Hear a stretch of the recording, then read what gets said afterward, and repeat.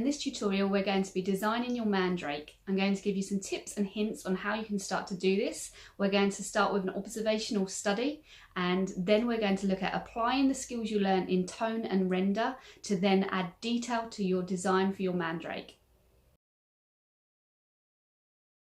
So what is a mandrake?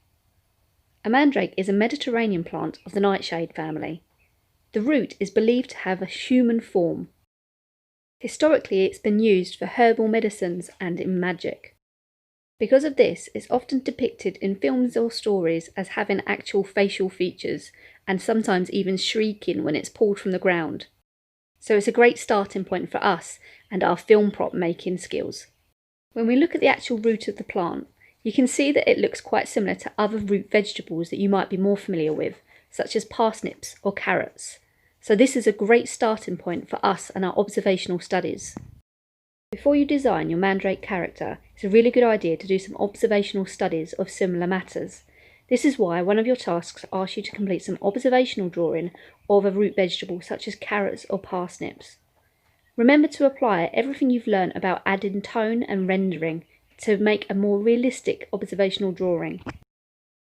When I complete observational studies, I begin by completing a simple line drawing first, just getting the outline and overall form and shape in place.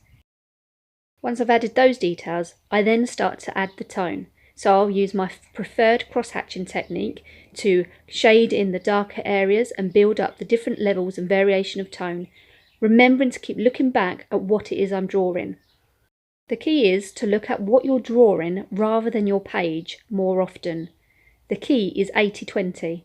80% of the time you should look at your subject matter, so the carrot or the parsnip, and 20% of the time look at your own drawing page. Otherwise, the trap we fall into is to draw from memory rather than from observation. We think we know exactly how it should look, and so we draw from our memory rather than looking at the carrot. Once you've completed your observational drawings, but before you start your character design, you might want to complete a mind map along the lines of what I've got here. This will give you a great starting point and a sense of direction for when you actually start designing your character. So for example, what kind of mandrake are you going to make? Is it going to be scary? Is it going to be cute? What sort of features will it have? How big are you going to make it? How are you going to add colour? Are there going to be any other additional features, for example, by sitting it inside a pot or using foliage? When it comes to then designing your mandrakes, you want to create a variety of designs using a variation of mediums. I decided this was going to be a baby mandrake, so quite cute looking. Make sure you have in front of you any of your research material and observational drawings, as these are going to help you with your designs, as well as your mind map. I've started this first one using just HB pencils.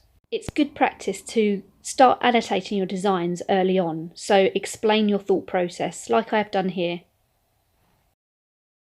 This design was completed using a biro instead, and my design for a character is very different to my first one. This is a much more mean, grumpy looking mandrake.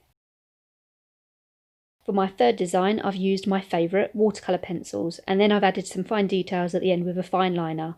This enabled me to start thinking about the colours that I wanted to create for my mandrake.